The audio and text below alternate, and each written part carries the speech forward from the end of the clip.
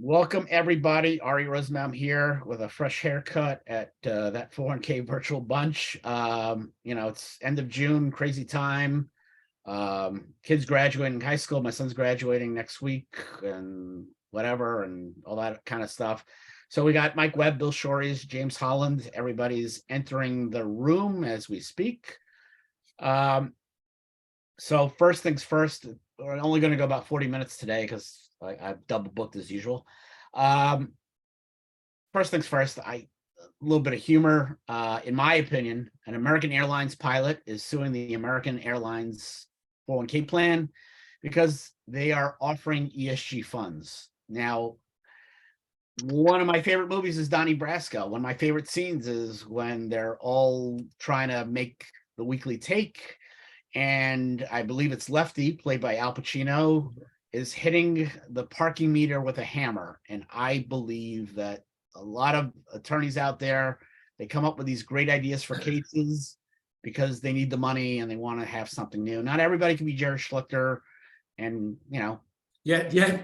Lots of people can try. Right? I mean, not, and again, well, I'm a capitalist at heart, and if you think there's a legal way to make a few dollars, but go to the website. You go to the lawyer's website, you can't even type in the word ERISA because it doesn't even exist. They're like oil and gas people, and it's the same thing where everyone thinks, oh wait, I read a book, I saw something, now I'm a lawyer and let me make a pleading. And that's what drives people crazy, is you get these god-awful pleadings, and then people think that every pleading is like that, and now we're just, so it's, and the argument wasn't even so much the process, it was they were put in because they were politically motivated. That's why they put the investments in the plan. So American Airlines, I'm struggling a little bit here. Airplanes to take off, that little bird to get off in the sky, they need that fossil fuel thing, right? We haven't No electric ones. Excellent point, Mike. Excellent point. They didn't invent the electric airplane, or the rubber band now can get you in the air somehow, or did I miss something? No, yeah. Yeah. So, I mean, my view on it is, obviously it's, and again, just to be clear, these are my views, not the views of Invesco. So just Bill Schories, individual, not the firm. And ditto for us, by the way. Yeah. So, ESG has been around for decades. I think the first interpretive bulletin from the Department of Labor was 1994 on this. And there's never been the headlines around the ESG until recently, where it became a political lightning rod. And it all stemmed from the Obama administration passed a regulation that stated you could use ESG and use it to quote unquote break ties and put it before, in theory, performance issues. The Trump administration came in, and that was, a step too far in my view. Yes. The Trump administration came in and reversed that and went a step too far the other direction and said, you can't even mention ESG. You can't even use it in QDIA. You can't even factor it in. So what the Department of Labor has taken great pains to do now is try to find a reasonable middle ground, so it doesn't continue to be this political hot potato and we're constantly playing ping pong every time the parties change office. And if you read the regulation, and I know the media that has their hair on fire over this hasn't read the regulation, because I'm going to read directly from the regulation now. First, the final rule retains the core principle that the duties of prudence and loyalty require ERISA plan fiduciaries to focus on relevant risk return factors and not subordinate the interest of participants and beneficiaries, such as by sacrificing investment returns or taking on additional risk, to objectives unrelated to the provisions of benefits under the plan. So it says you may consider ESG, but under no circumstances can you subordinate risk return and performance. If anybody bothered to read that, you would know that this isn't the political, the radical left is taking over your 401k plan. And then my last 30 seconds on it, if you look at the true definition of ESG, being that it's been around for decades, You can invest in energy companies, you can invest in firearms, you can invest in casinos. Not being able to do that, that's socially responsible investing. This is, you're looking at a set of companies and taking the ones that have the best record on the environment, treat their shareholders properly, and treat their employees and don't discriminate. Why wouldn't you want to buy companies that check the box on all of those? It's really part of every investment manager's process. How much they highlight it, that's another story. But it's been around forever. Yeah, I mean, it reminds me of, I'm a kid of the 80s and well, kid 70s and 80s, and Morton Downey Jr. used to watch him on Channel 9 in New York, and because I was always right of center, especially a kid from Brooklyn, and he used to call these people pablum puking liberals. And so anytime I hear the term woke investing, it reminds me of something like that. It's like, I don't know what that is. And it's funny, like when the New York Post, which I read religiously every day, still to this day, or any other like right of center publication. I mean, I don't know what woke investing is. And my feeling about ESG funds is, you don't like it, don't invest in it. My money in my brokerage account, I invest in Philip Morris and Exxon and whatever. That's my choice. Yeah. I don't understand having that on a menu with 12 other funds. You don't like it, don't invest it. I just don't understand the hubbub about it. No, again, it's and the worst part, and I guess maybe they figure, big plan, money grab, but this thing's not gonna. They're not even getting into the batter's box, let alone get a chance at Well, the attorneys in this went jurisdiction shopping. Yeah, They exactly. I was going to point that out. Yep. Yeah, they looked for a friendly jurisdiction with a friendly judge to at least get it past step one, and then hopefully, play the settlement game like so many of these. Yeah, I mean, people forget, that especially in a federal action, it's all about getting through that motion for summary judgment that the defendants, and then when it fails, hopefully for the plaintiff's attorneys, they get a settlement. And that's it. It's a game, and you're right. You're gonna sue American Airlines in Texas. You're not gonna sue JetBlue, who's headquartered in Forest Hills, New York. It's not gonna happen. Yeah, I think we've gotten to the point now where these lawsuits are doing more harm than good. I mean, granted, there was some egregious cases early on, but with some of these firms that just troll through 5500s looking for indicators, whether they are valid or not, and then play the settlement game, hoping to get to discovery and play the settlement game. You have plan sponsors and advisors managing their plan now not to get sued, rather than managing their plan in the best interests of participants. And those two don't always align. The best way to run a plan isn't on the defensive. You see in football, the prevent defense doesn't always work. So they're changing their priorities, stay out of the courtroom rather than do what's best for the participants because of this. And the DOL is continuing to fight. There was the 25 attorney generals trying to fight this rule, and it's just when dealing with administrative rules. Yeah, well, it's all Republican. It's all Republican capricious, and I don't understand how they're going to win that case because I don't see. But again, like you said, it's all forum shopping. You're going to get somebody in a friendly jurisdiction. Yeah, but if you read the regulation, it says the plan fiduciaries cannot, factor or subordinate the interests of participants. It's right there in black and white. But yet, why read a regulation when you can just use headlines? It's like reading the plan document again. Why would you bother? Exactly. Well, that's always money. That's always a running joke. Plan document was it's based on a Chris Rock line. I used to say if you wanted to hide something from one of the plan administrators that I work with, you hide it in the plan document file. Hey, Arty, is it possible that, for the people that are listening in to type in questions somewhere, whether it be the chat box? Yeah, I was going to mention that, that's, as a lousy host, I ask the questions to the audience that they have, if they want to offer something to make it more interactive instead of just, my hidden agenda of what I want to talk about.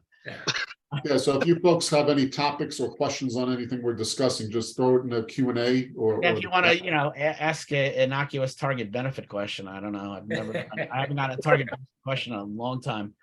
It probably will be today. BCP, of course, the IRS is coming out with guidance. They want to increase the voluntary correction program because, in my opinion, they're sick and tired of agents working on, they want self-correction because they want plans out of that whole VCP process. It's the same thing, in my opinion, the same concept when about 15 years ago, they said, you know what, you don't need your own determination letter. If you got a volume or a prototype, you could rely on the letter and that's it. Goodbye, Well, there's 700,000 plans and there's 98 people who work at EPCRS. So, do the math. It's in terms of how you're going to fix them all. And like they had that, was it 3 or 4 months ago? They sent out that letter with the questionnaire. And, if you had the information, you were good. And if not, then you basically wrote your own invitation to get a visit. They're just trying to find ways. If you're talking about that pilot program, the 90-day Yes. fix your stuff, otherwise, Yes. And that, which is fine. Fix your stuff. And like to Bill's point earlier, the lawsuits idealistically would be to weed out the bad apples and things along those lines. Well, fix your plan, put a few dollars in there, make it right, and then we'll leave you alone. This is not about blowing up retirement plans. We understand you're trying to do the right thing. Maybe you missed something. Don't make it a burdensome process, and then people will do it. If you make it a pain in the neck, then they're not going to do it. If you make it easy and say, okay, here's your get out of jail free card, then folks are more apt to get it done. Right. But the whole thing about VCP is it's a double-edged sword that people don't realize the SCP action of it. So it's like, we want you all to self-correct, but if you don't self-correct, or just like with this 90-day program, if you don't fix these problems, you're going to get a bigger hammer. Yeah.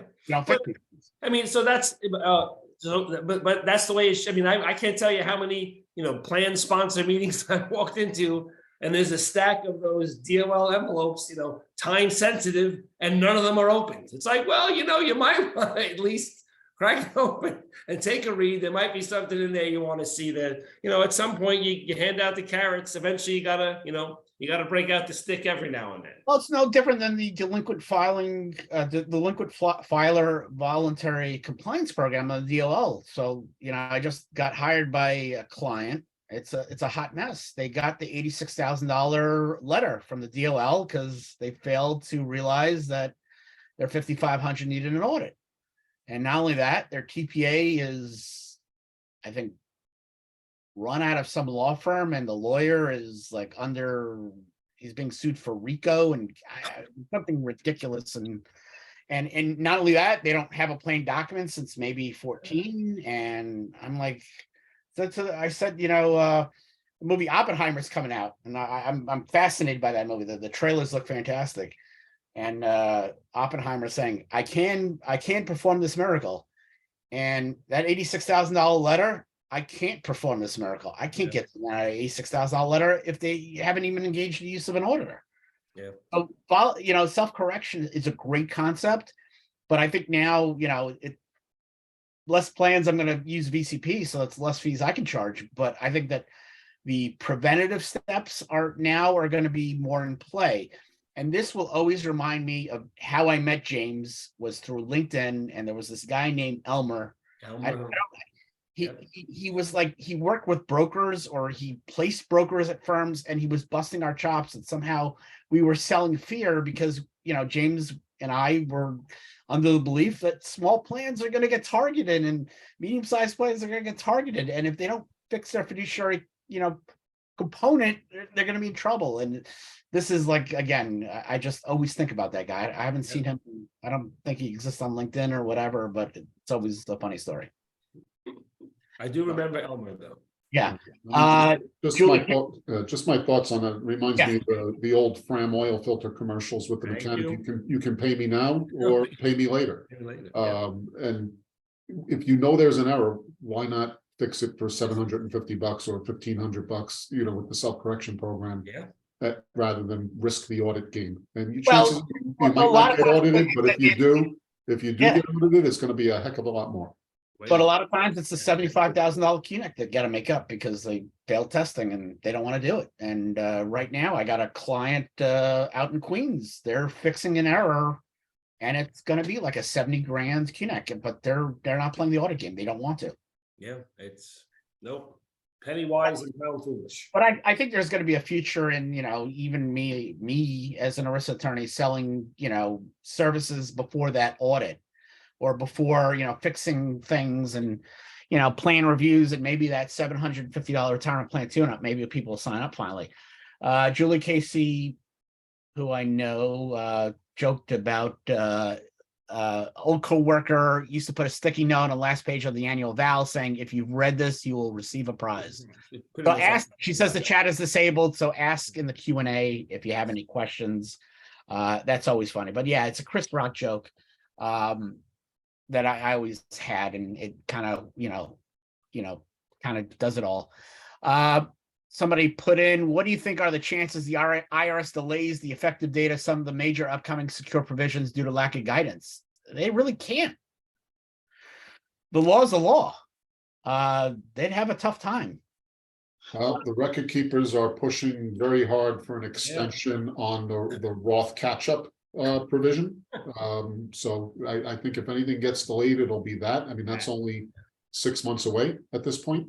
Yeah. It's supposed to kick in at 2024, and all the major record keepers have lobbied and pushed for extensions on that.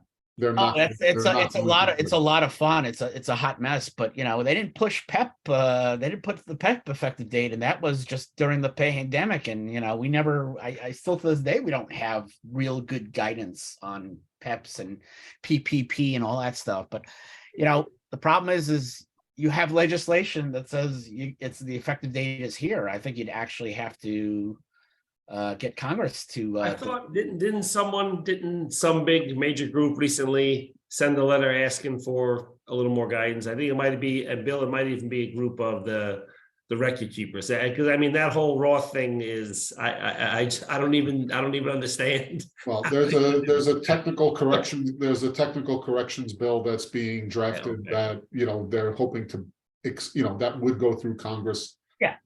That would extend that. There's the you would. Like I said, you need legislation to extend the deadline. Didn't you guys hear though? There's no catch up next year according to Secure Act. So we don't have to worry about it at all. There's a lot of weird things going on today. I mean, I just got an email from somebody in the PEP world saying, "Oh, by the way, PEP's if you have 100 more participants, you need an audit." I'm like, did something happen? Yeah. No. I mean, it's 100 per if you have a participating employer with 100 or more, Yes. or 1,000 in the aggregate. And I'm like, and I didn't want to send it back. Yeah, I think you got a big typo in your email, but I don't know. Maybe when I was out doing things, it was a problem. Yeah. So next on the list, this got me a chuckle. I unfortunately sometimes I laugh at the expense of others. TriNet Select 401k is a multiple employer plan out there. It's got 1,200 employers as part of the plan. It was a Mass Mutual plan. NFP was at one time the advisor of the plan, and a firm named DeMayo Schneider on it. The defendants used Steve Swisher, which I think a lot of us folks know. He used to work at Aspire, big MEP guy back in the day. I forgot where he is now. Didn't he go to Pentegra maybe? Pete Swisher. Yeah, not Pete Kirkland. Pete Swisher. I'm sorry. I don't think Steve Swisher. Didn't Steve Swisher play for the Mets? Catcher. Wasn't that right? Steve Swisher was a catcher for the Mets. Sounds familiar. Back in the 80s. I think he played on the Cubs. He was on the Cubs. He's on the Cubs mostly, I think. Okay. It's Pete Short Swisher. time with that. Steve Swisher played. I think he did play for the Mets at one point. Dr. Jennifer Conrad, who is, Jerry Conway says he's at GPS. Okay. Steve Case, Dr. Jennifer Conrad, who's professor of finance, and on the plaintiff side, they picked a guy, or I think it's a guy, Francis Vitigliano. I'm sorry, these days Francis, lighten up, Francis. I don't know, but this is somebody who worked in the TPA world. In the 1980s, and basically the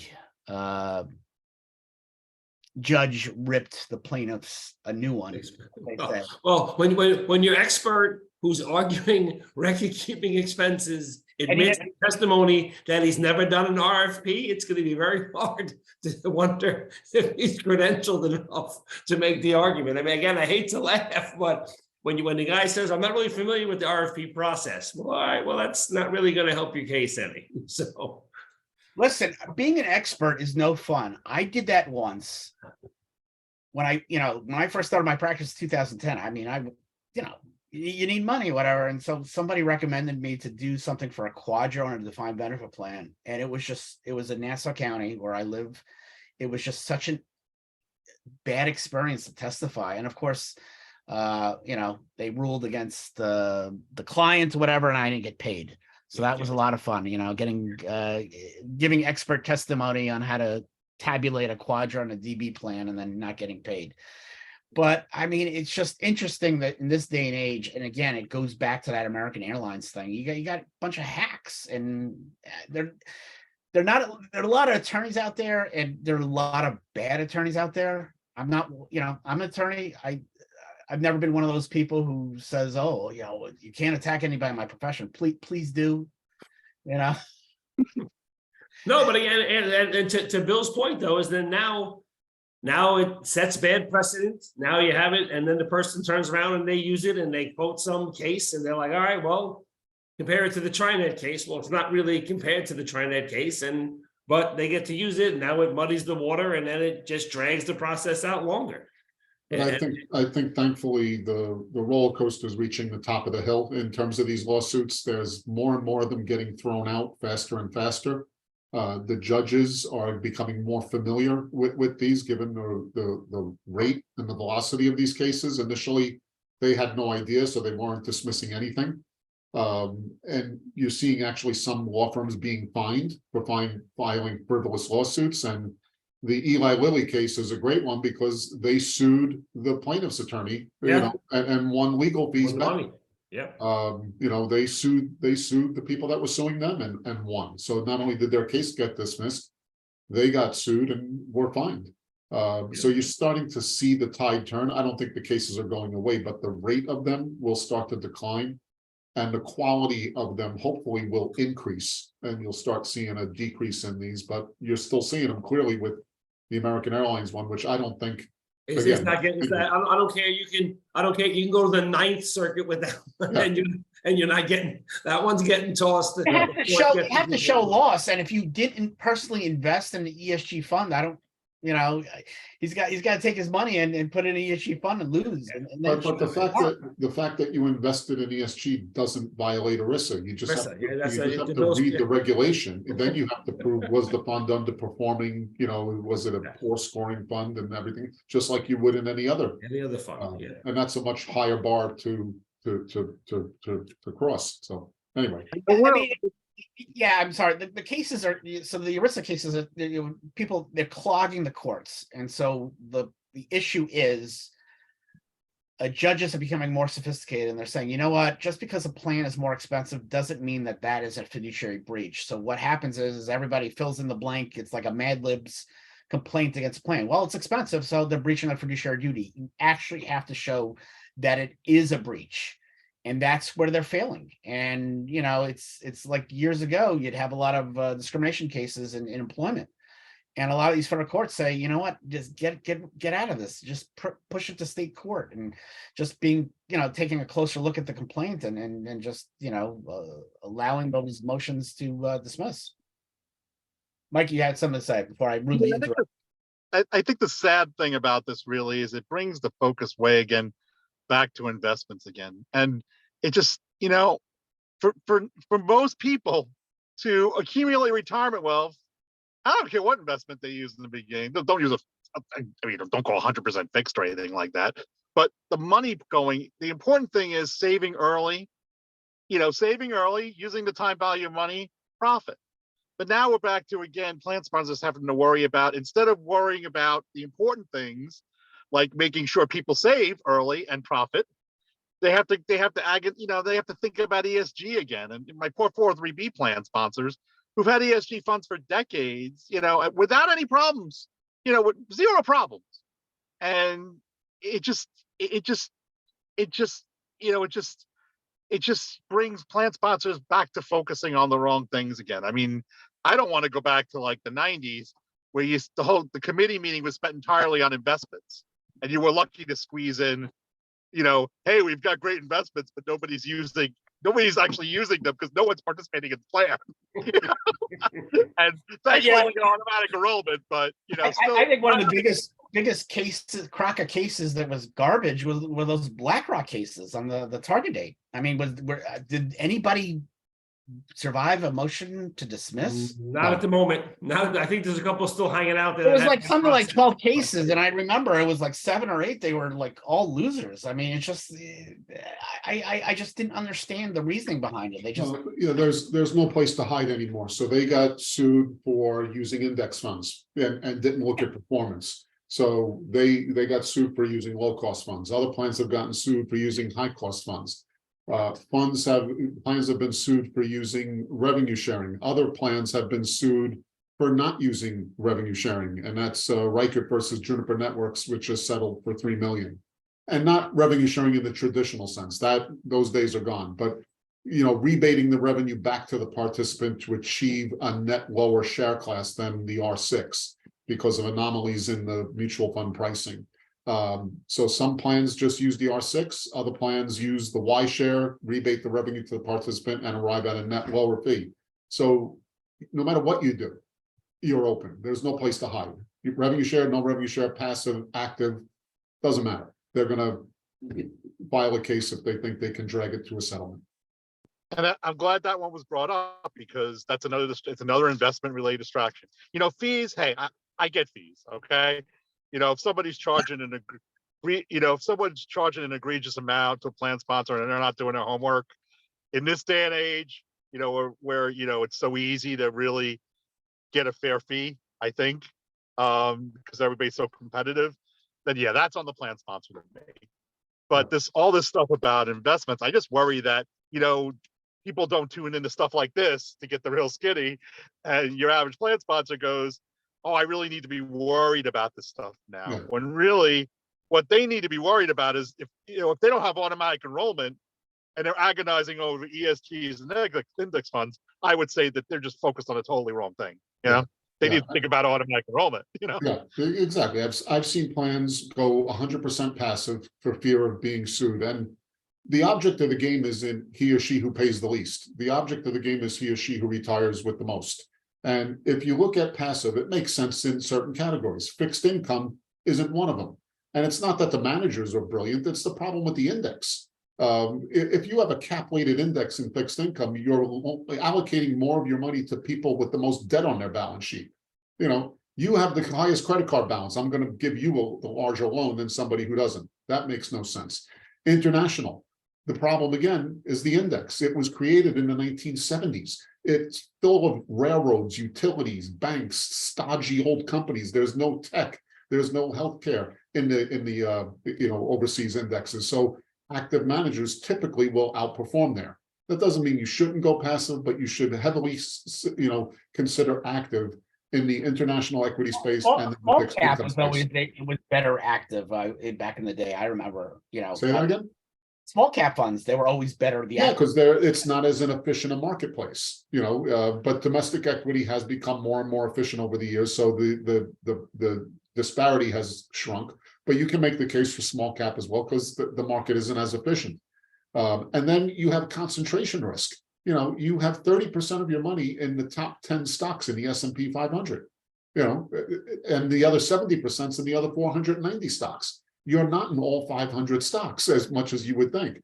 There's solutions around like equally weighted S&P 500, where if you put $500 in, you get $1 in each of the 500. So you can still go passive, but cap weighted indices, when you're in a momentum environment, work very well because as it gets bigger, the more money goes in. The more money goes in, it gets, but it works the same way on the way out. So you just have to keep that in mind. It's a momentum play, and you can get caught, when things are starting to fall apart. I have an advisor out Long Island. I used to work for the guy, so Bill and James know who I'm talking about. He has a client, big plan, and already there's the advertisements. Some attorney I'd never heard before, advertising, looking for somebody to represent in a class action. And now the plan, they're using all passive investments, and plan seems fine. All I said to that advisor was, make sure you have good fiduciary liability insurance. You can't stop it. Yep.